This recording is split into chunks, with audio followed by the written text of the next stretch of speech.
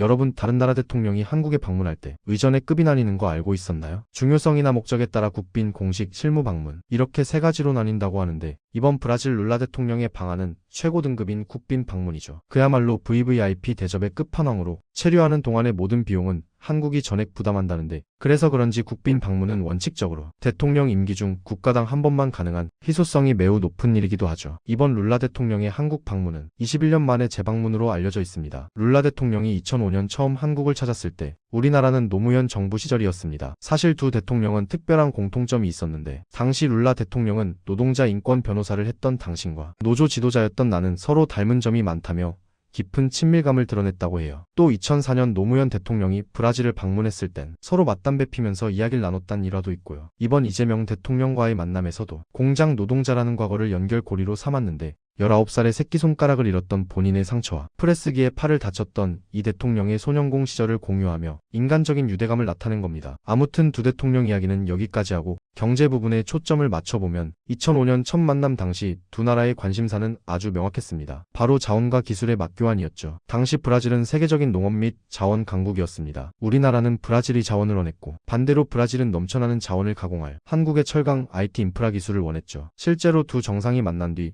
포스코와 동국제강이 브라질 현지에 거대한 제철소를 짓는 발판을 마련했고, 한국은 브라질로부터 안정적인 철광석 공급망을 확보했습니다. 서로가 가장 잘하는 걸 주고받으면서 윈윈할 수 있던 겁니다. 그리고 21년이 지난 이번에는 AI와 광물이 핵심 의제로 주목받고 있습니다. 룰라 대통령이 무려 230여 개의 기업 사절단을 꾸려온 진짜 이유도 바로 한국의 첨단 제조업을 원해서이죠. 우리는 기술을 전수해주고 브라질의 AI 시대의 핵심 자원인 히토류와 리튬을 안정적으로 확보할 수 있는 기회입니다. 그런데 동아시아 전체적으로 보면 브라질 룰라 대통령의 한국 방문이 가장 늦습니다. 중국과 일본은 2025년에 이미 방문을 했기 때문에 한국을 덜 중요시 여기는 맥락으로 해석할 수 있는데, 사실은 그 반대입니다. 협력의 질을 보면 답이 나옵니다. 중국에서는 자원을 줄 테니 인프라를 깔 금융 지원을 부탁했고, 일본에서는 자원을 줄 테니 자동차 공장의 생산 투자를 늘려달라 했습니다. 그런데 한국은 결이 완전히 다릅니다. 이번 한국 방문에서는 한국의 독보적인 첨단 기술력을 원하기 때문이죠. 그만큼 한국의 기술력을 인정하고 있고 중국과 일본보다 우위에 두고 있다는 증거입니다. 자, 그럼 브라질은 왜 하필 한국의 기술을 원할까요? 그 답은 룰라 정부가 사활을 걸고 추진 중인 신산업 정책에 있습니다. 브라질은 나름 남미에서 제조업이 발달해 있었지만 다른 중남미 국가들이 경험한 이른바 자원의 저주에서 자유로울 수 없었습니다. 땅만 파면 철광석이 나오고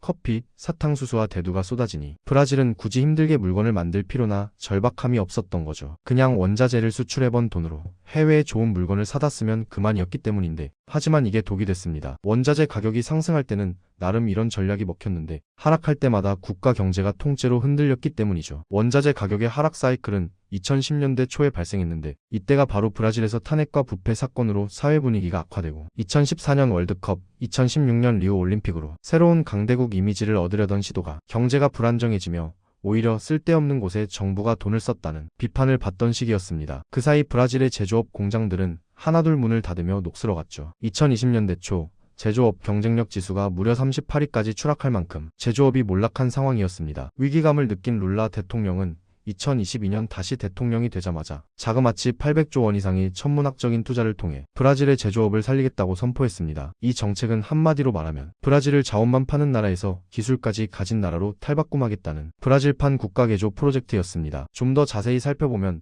총 6개 분야에서 각종 기술을 도입해 생산성을 높이자는 게 이 정책의 핵심인데, 공교롭게도 거의 대부분이 우리나라가 잘하는 분야입니다. 가장 먼저 첫 번째는 국방입니다. 브라질을 그냥 축구 잘하고 커피 나는 나라로 생각하셨다면 오산입니다. 방산 분야에서 브라질은 전 세계 100여 개 국가의 무기를 파는 숨은 강자거든요. 예를 들어 브라질의 자부심이라 불리는 엠브라이르는 보잉, 에어버스에 이어 세계 3위의 민항기 제작사입니다. 중소형 항공기 시장에서는 점유율이 무려 50%에 육박하는 압도적 1위고 수송기, 훈련기, 경공격기까지 만듭니다. 우리나라도 엠브라이르에서 만든 수송기 도입을 결정했는데, 그런데 여기서 문제가 하나 있습니다. 브라질이 지금까지 팔아온 무기들은 군용기를 제외하면 주로 탄약이나 소총 같은 저부가 가치 품목이었습니다. 무기에 필요한 레이더, 위성통신, 유도 시스템 같은 핵심 IT 기술의 자립도는 겨우 42.7%에 불과하죠. 룰라 대통령은 이걸 2033년까지 75%로 끌어올려 브라질을 비싼 첨단 무기를 파는 나라로 업그레이드하겠다는 야심을 품고 있습니다. 바로 이 지점이 우리 한국 기업들에게는 거대한 기회의 문이 열리는 순간입니다. 브라질이 그토록 원하는 레이더와 정밀 유도 무기 체계는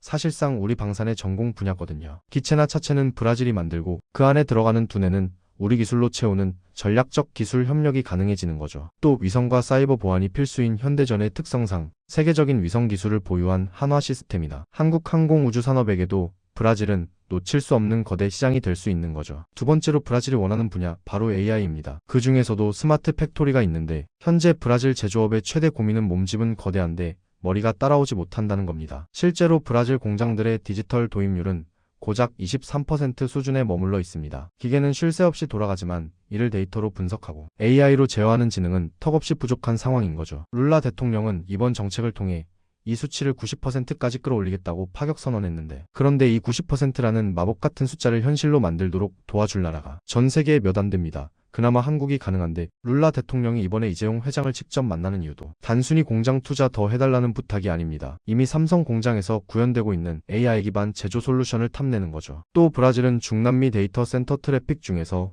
40% 이상을 차지합니다. 압도적인 1위 국가죠. 상파울루 지역을 중심으로 현재 100개가 넘는 거대 데이터 센터가 가동 중이고 마이크로소프트와 구글 같은 빅테크 기업들도 앞다투어 수조 원대의 투자를 쏟아붓고 있죠. 한마디로 브라질이 중남미의 AI 베이스 캠프가 되고 있는 겁니다. 여기에 바로 우리 반도체 기업이 협력을 약속할 수 있습니다. AI 시대를 지배하려면 엄청난 양의 데이터를 초고속으로 처리하는 메모리가 필수인데 그 정점에 있는 기술이 바로 전 세계를 휩쓸고 있는 HBM이죠. 이번 룰라 대통령의 방안을 계기로 브라질에 지어지는 데이터 센터를 위해 우리 기업이 반도체 공급을 책임질 수도 있는 겁니다. 마지막으로 수소 모빌리티 분야입니다. 이 파트의 주인공은 브라질 룰라 대통령이 핵심 파트너로 점 찍은 현대자동차입니다. 2024년 정의선 회장은 이미 룰라 대통령을 만나 2032년까지 브라질에 무려 11억 달러, 우리 돈 약 1조 6천억 원을 투자하겠다고 공식화했습니다. 그런데 이 천문학적인 투자의 핵심은 단순히 차를 더 많이 파는 게 아닙니다. 브라질의 풍부한 자원을 활용한 수소 생태계를 구축해주겠다는 제안이죠. 사실 브라질은 세계 최대의 바이오 에탄올 강국입니다. 현대차는 바로 이 점에 주목했습니다. 에탄올에서 수소를 추출해 차를 움직이는 한국형 수소 밸류체인을 브라질에 이식하려는 건데요. 이미 현대차는 상파울루 대학과 협력해 세계 최초로 에탄올을 수소로 바꿔 굴러가는 수소차 넥소를 선보이며 브라질 현지에 엄청난 충격을 줬습니다. 새로운 수소 충전소를 짓는 대신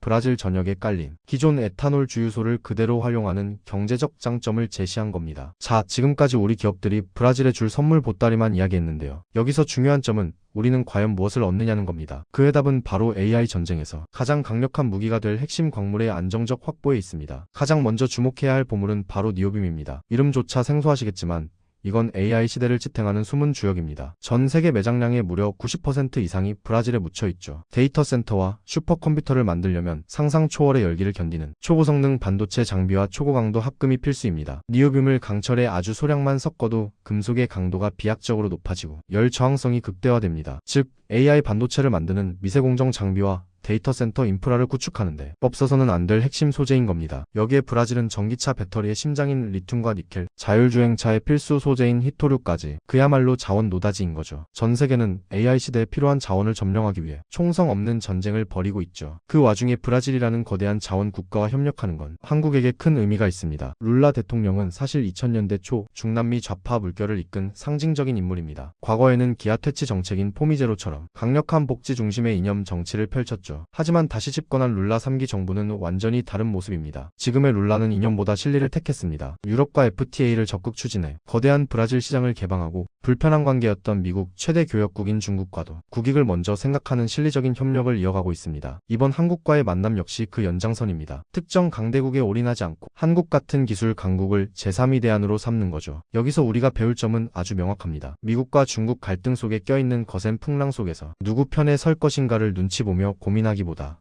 어떻게 우리만의 몸값을 높여 거인들이 우리를 찾게 만들 것인가를 고민해야 한다는 겁니다. 애초에 우리가 힘과 강력한 무기만 있으면 어디에 휘둘릴 일도 없죠. 브라질이 자원을 무기로 실용 외교를 펼치며 국익을 챙기듯 우리도 독보적인 기술력을 무기로 전 세계와 협력하며 우리만의 영토를 넓혀야 합니다. 이것이야말로 지금 한국에게 가장 필요한 미래 생존의 기술이 아닐까 싶은데 사실 대한민국은 이미 그 엄청난 자산을 갖고 있습니다. 전 세계를 홀린 K-팝과 K-푸드, 화장품 같은 소프트 파워는 물론이고 이제는 AI 시대의 핵심인 반도체와 첨단 제조업까지 주목받고 있죠. 브라질이 21년 만에 우리를 찾아와 협력을 제안하는 것 자체가 대한민국의 가치를 증명하는 성적표입니다. 이제는 우리 스스로 자부심을 갖고 단순히 수출 잘하는 나라를 넘는 차별적인 국가 브랜딩이 필요한 시점입니다. 이 기회를 놓치지 않고 AI 시대에 들어선다면 대한민국은 더 이상 강대국 틈에 낀 나라가 아니라 틈새에서 세계를 리드하는 새로운 시대의 강대국으로 우뚝 설 수 있지 않을까 싶습니다. 자, 이번 준비한 영상은 여기까지입니다. 시청해주셔서 감사하고 다음에는 좀 더 좋은 영상으로 찾아뵙도록 하겠습니다.